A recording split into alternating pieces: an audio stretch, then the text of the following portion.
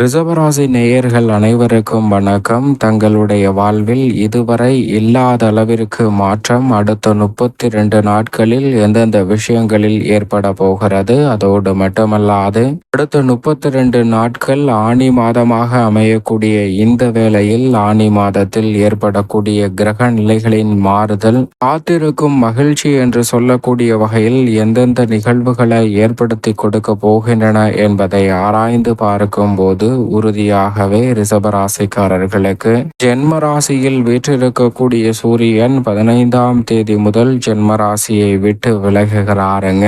அதோடு மட்டுமல்லாது ராசிக்கு சகாயமானவராக இருக்கக்கூடிய புதன் தைரிய ஸ்தானத்திற்குள் நுழைகிறார். 22ஆம் தேதியிலிருந்து ராசியின் அதிபதியான சுக்கிரன் விரயத்தில் இருந்து உச்சம் பெறுகிறாருங்க.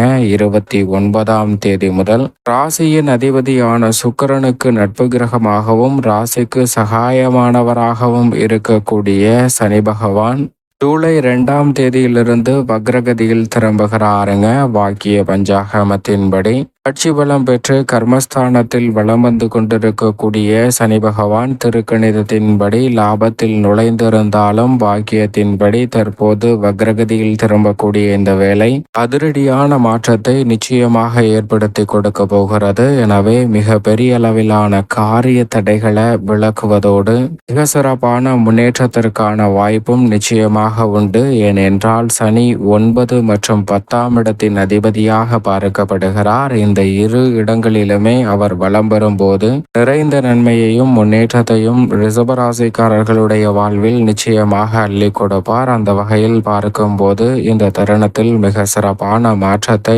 ஏற்படுத்தி கொடுக்கக்கூடிய அமைப்பில் அடுத்த 32 நாட்கள் கிரகநிலைகளில் ஏற்படக்கூடிய அதிரடியான மாறுதல் மிக சிறப்பான வாய்ப்பை உருவாக்குகிறது. ஏனென்றால் குரு பகவான் தனஸ்தானத்திலும் தொழில் ஸ்தானத்தில் ஆட்சி பலம் பெற்று சனியுடன் ராகுவும் சுகஸ்தானத்தில் கேதுவும் சுகஸ்தானத்தில் செவ்வாயும் இணைந்திருக்கிறார். சுக்கிரன் ஆட்சி பலம் பெறுகிறார். ஜென்மத்தில் சூரியன் ஜென்மத்தை விட்டு விலகுகிறாருங்க. வித்யாகாரகரான புதன் தனம் தைரியம் ஆகிய இடங்களை வலு சேர்க்கும் போது ராசியின் உச்ச அதிபதி 12 இடங்களிலும் மாறி மாறி வலம் வருகிறார். இதுவரை இல்லாத அளவிற்கு அதிரடியான மாற்றத்தை ஏற்படுத்தி கொடுக்கக்கூடிய வாய்ப்பையும் சந்தர்ப்பத்தையும் இந்த வேளையில் உருவாக்குகிறாருங்க. எனவேதான் இந்த தருணத்தை சாதகமாக பயன்படுத்தி கொள்ளும் போது உறுதியாகவே ரிஷபராசிக்காரர்களுக்கு காத்திருக்கும் மகிழ்ச்சியாக நீங்கள் எதிர்பார்க்கக்கூடிய நல்ல செய்தி, நீங்கள் எதிர்பார்க்கக்கூடிய விஷயங்களில் இருந்து கிடைப்பதற்கான சூழல் உறுதியாக உண்டு.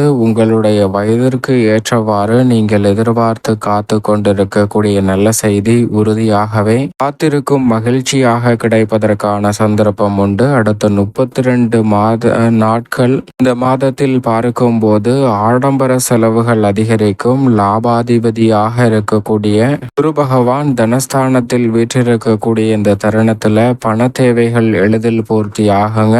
குடும்பஸ்தானத்தையும் அவர் வலுப்படுத்துகிறார். எனவே வீண் விரய செலவுகள் நிச்சயமாக கட்டுக்குள் வருவதோடு சுப விரயம் நிறைவாக சந்திப்பதற்கான சந்தர்ப்பம் உண்டு. அது மட்டுமல்லாது சந்திரன் 12 இடங்களில் மாறி மாறி சஞ்சரித்தாலும் பெரும்பாலும் நிறைந்த நன்மையையும் முன்னேற்றத்தையும் ரிஷபராசிக்காரர்களுடைய வாழ்வில் ஏற்படுத்தி கொடுப்பார். ஏனென்றால் அவர் ராசியின் உச்ச அதிபதியாக பார்க்கப்படுகிறாருங்க.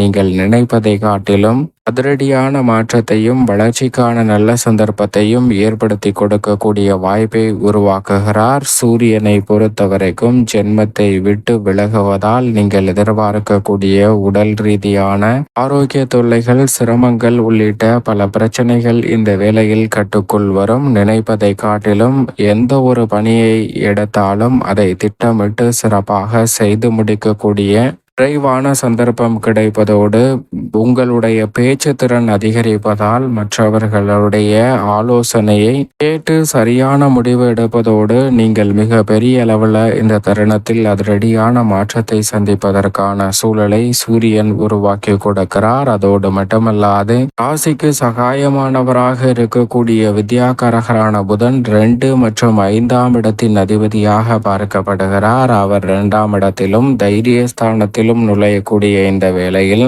பரிபூரணமாக கல்வியில் நல்ல முன்னேற்றம் கிடைக்கக்கூடிய ஒரு சிறப்பான தருணமாக பார்க்கப்படுகிறது. சகாயஸ்தானத்திற்கு வரக்கூடிய இந்த வேளையில் எளிதில் உங்களுடைய எண்ணங்கள் அனைத்தும் நிறைவேறும். எடுத்த காரியம் அனைத்திலும் தடையில்லாமல் வெற்றி வாய்ப்பை ஏற்படுத்தி கொடுக்க போகிறாருங்க. கொடுத்த வாக்கை காப்பாற்றக்கூடிய வகையில் உங்களுடைய செயல்பாடுகள் அமைவதோடு மட்டுமல்லாது கொடுக்கல் வாங்கலால் ஏற்பட்ட சிக்கல்கள் சீராகும். இந்த தருணத்தில் நினைப்பதை காட்டிலும் கல்வியில் நல்ல முன்னேற்றம் கிடைக்கும். உடல்நலம் சீராக அமைவதோடு மட்டுமல்லாது பல்வேறு வகையில பிரச்சனைகள், குடும்ப பிரச்சனை, பாக பிரிவினை, நீதிமன்ற வழக்குகள் என பல்வேறு வகையான பிரச்சனைகளுக்கு காத்திருக்கும் மகிழ்ச்சி என்று சொல்லக்கூடிய வகையில் அடுத்த 32 நாட்கள் இதுவரை இல்லாத மாற்றத்தை உறுதியாக சந்திக்க முடியும். நண்பரும் பகைவராக மாறிய சூழலில் இந்த வேளையில் பகைவர்கள் கூட, துரோகிகள் கூட நண்பர்களாக மாறக்கூடிய வாய்ப்பும் சந்தர்ப்பமும் உண்டு.